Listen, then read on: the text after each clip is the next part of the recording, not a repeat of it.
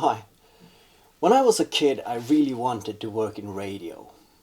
And thinking about it, I still think I'd enjoy it. Although these days I could just start a podcast. Although that seems to be what everybody's doing these days. And what really intrigued me about radio work was whatever happened behind the scenes. That might also be why I called my channel for Behind the Mistakes, because that's where all the interesting bits are happening. But what really stuck with me from the world of radio was the signs.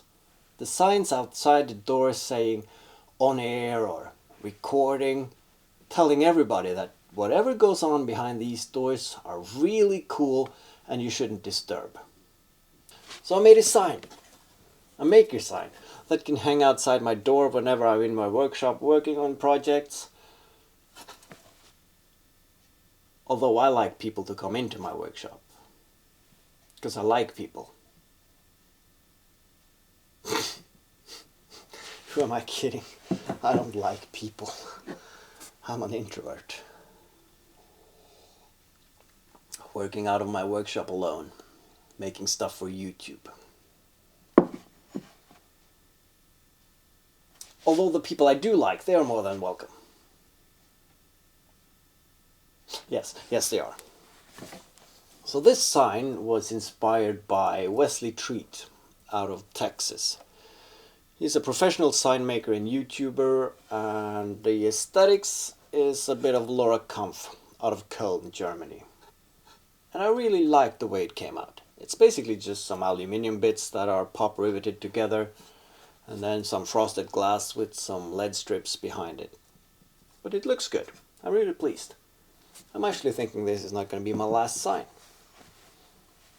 So yeah. Guess I'm a sign maker now? No. No, I'm not. Okay, so this time we're making a sign. And this time I thought I'll try something new. Because I see professional sign makers do something they call a mock-up. And I've been known to mocking about, so this should be right up my alley. Now I don't got a vinyl cutter, so I went to the big box store and got some vinyl letters. And these will then be the deciding factor for everything else. So I'll just start by cutting them loose and try to arrange them on my table, and then I'll try to measure out how large everything else is gonna have to be based on that. Then after I laid out all the letters, I took a ruler and I measured the width, and then I found a cardboard box which would be the base for my mock-up.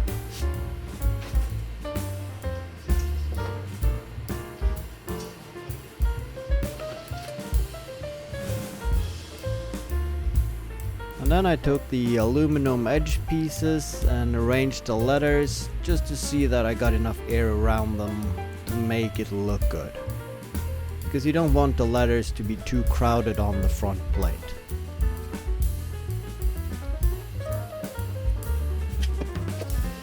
And after I determined the height and the width of the entire thing, it was about time to find the depth.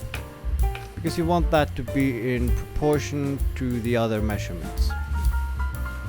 Making it not too bulky, but bulky enough to fit everything that needs to go inside. And this being cardboard, makes it relatively easy to cut down and modify to my needs.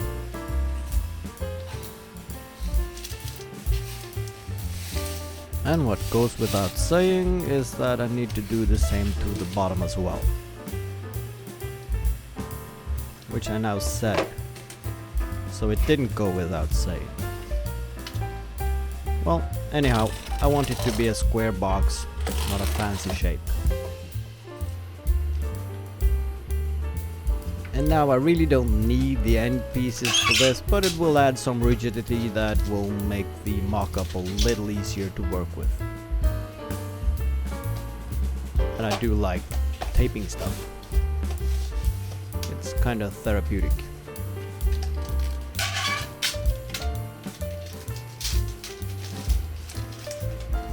And there you have it, the completed mock-up. So now that I'm happy with the proportions, I just take down all the measurements and that's gonna be my sign. So with that, it's time to sign off on the mock-up and move on. Ba-dum-tsh.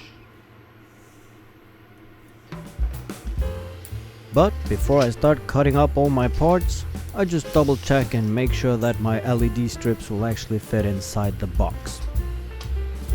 And since you can't just be on one social media platform, you also have to take pictures for others. In this case, Instagram. Because I'm an old person.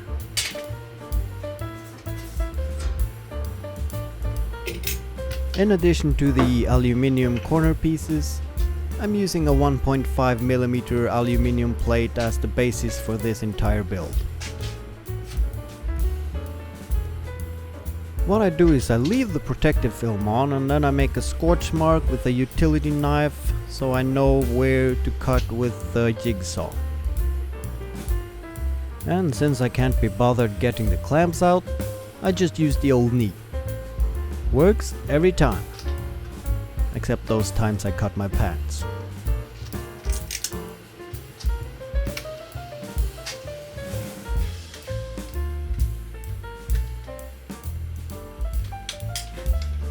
Now you might be surprised how nice and clean a cut a jigsaw actually makes in aluminium with the right kind of blade.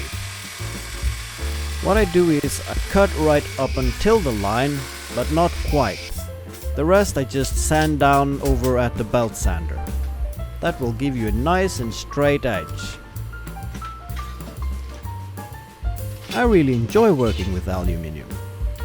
It's light, it's strong, it's durable, it's relatively cheap, and it looks good. I know, my miter saw has seen better days and is up for replacement. But I'm not a furniture maker, and for aluminium and other coarse stuff it's more than adequate. But yeah, it sounds like shite. And then it's time to creep up on the scorch lines with the sander, leaving a nice and square edge, which only needs to be touched up with some sandpaper before I start putting everything together.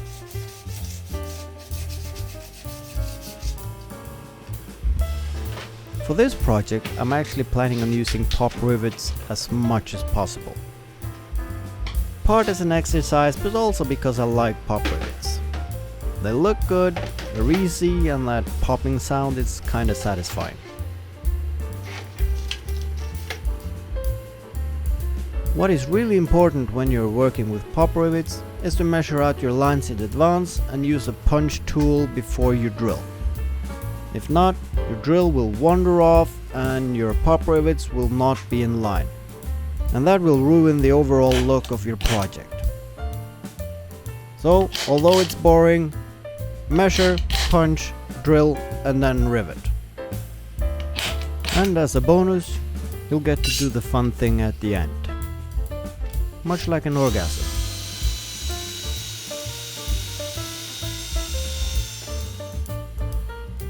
What I like to do when I work with pop rivets is to drill the first hole and put one pop rivet in.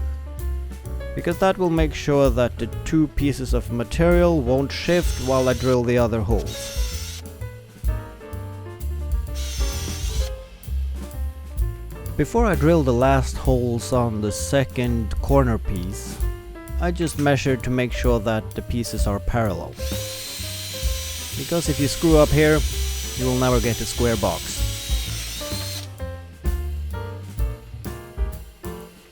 And before I pop everything together, I just clean off the pencil lines. Because that's a pain after you put the rivets in.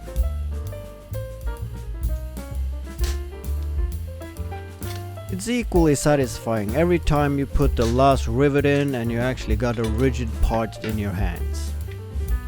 This is basically just 3 parts of thin aluminium. But once you put that flat bit together with those 2 angled corner pieces, it gets really rigid. 'Cause you know, engineering. Or should I say physics? But you know, potato potato. Guess I'm pissing someone off there.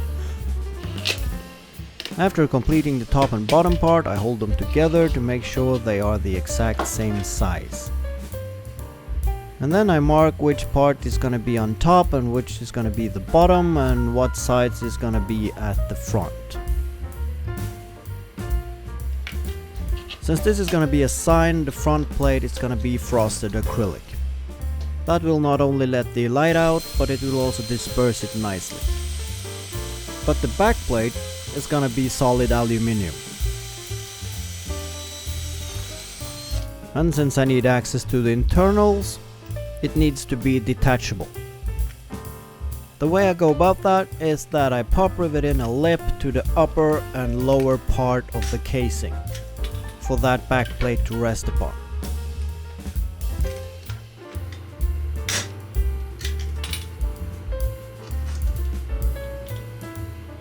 Once I finish the top and bottom parts, I actually cut the front face off of the mock-up. This is gonna be the template for the frosted acrylic glass that I'm gonna put in later on. But first I'm using the cardboard template together with the top and bottom parts to just re-verify that the letters are still looking good on the front plate and in proportion to everything else.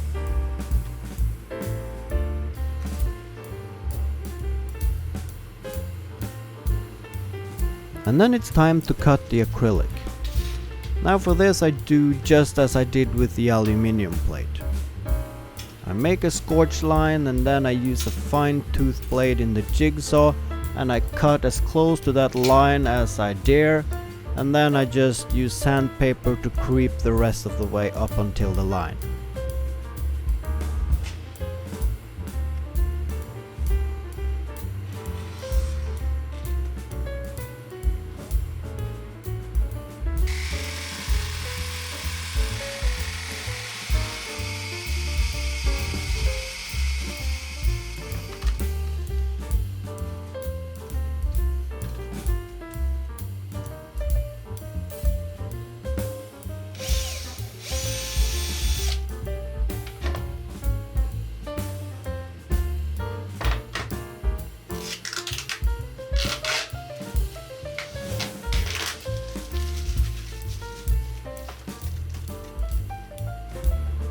Keep in mind that some of the acrylic types are really brittle.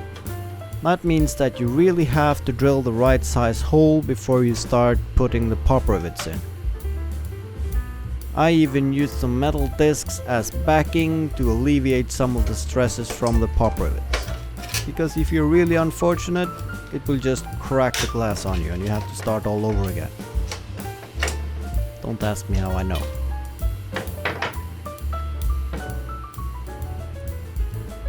One disadvantage of this design is that the acrylic plate is actually a structural part of the case. That also means that I needed to remove the protective film before I put it together. Now that's a pain in the ass, cause now I have to think about not scratching it for the entirety of the project from here on out. And I tend to forget things. Especially when I flip it over to work on the backside. In hindsight, of course, I could have put some protective tape back on it after I mounted it, but hey, let's live a little. And then some more measuring just to make sure that everything is square.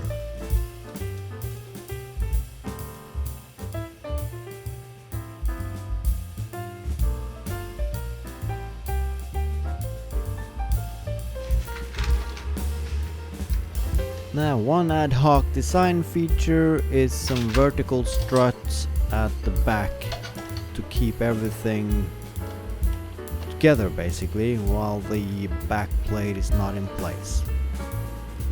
And since that wasn't planned for, I needed to check that my LED strips would still fit inside the box, which luckily they did.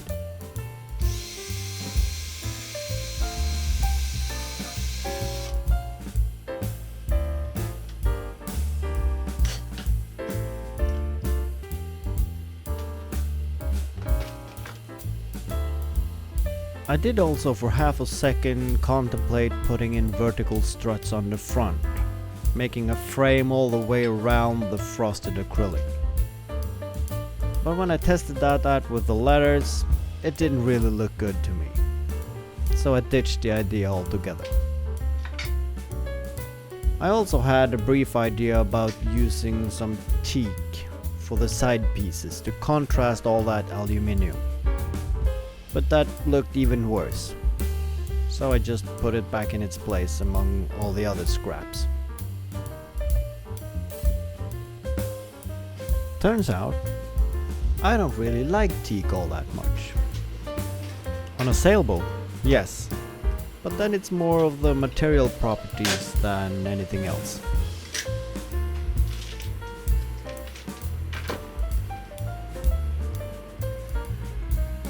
The biggest mistake of this entire project was putting on these semi-circular loops for hanging it.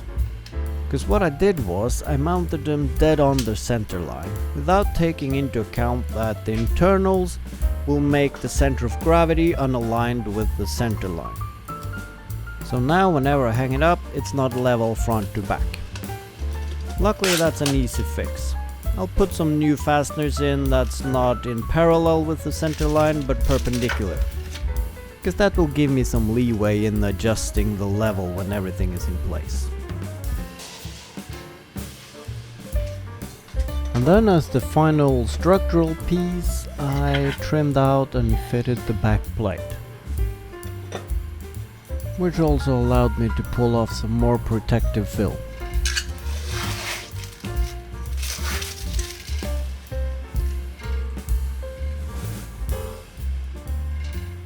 The nice thing about the side plates are I don't need to measure them. I just place the case upon them and trace around them just like we did in kindergarten. And then I use the jigsaw to cut away the excess material before I clean up the edges over at the belt sander.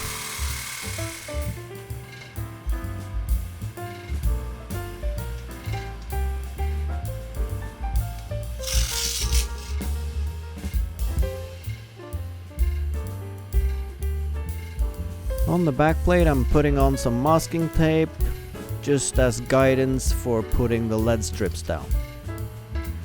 The masking tape will also make sure that I doesn't put the lead strips anywhere where I plan to drill some holes for fastening the back plate, because that would be typical.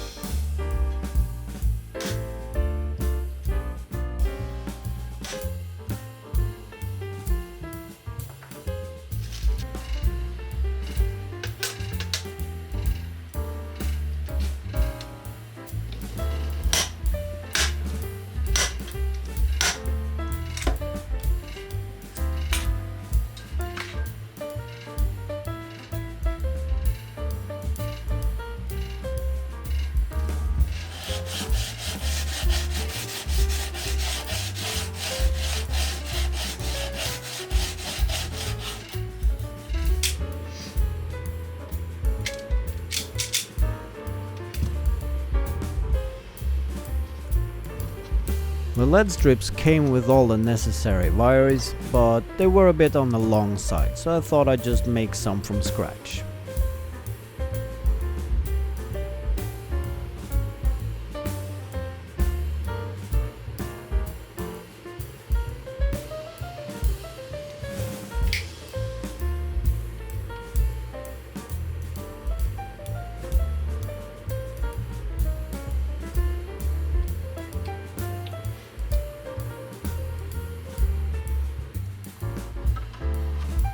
The LED transformer I just put in place with some hot glue. Hot glue works brilliantly on plastic and aluminium, and it really saved me on drilling some holes, and I can move it later if I so need to.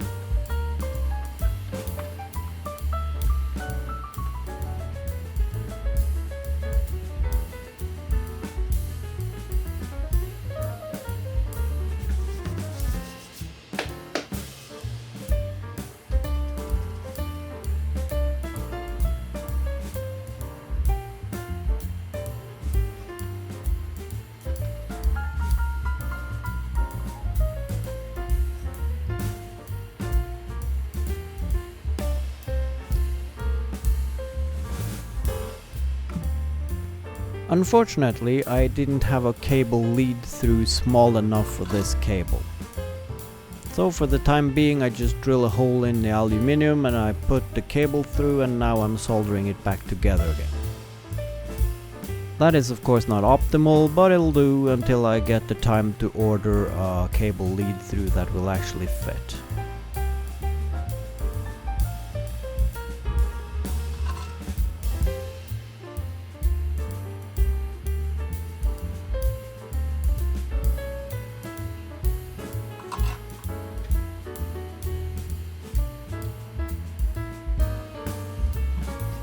After completing all the soldering, it was time for some testing. Now these are RGB LED strips, so I can actually change the colors on them. And it turns out they worked flawlessly.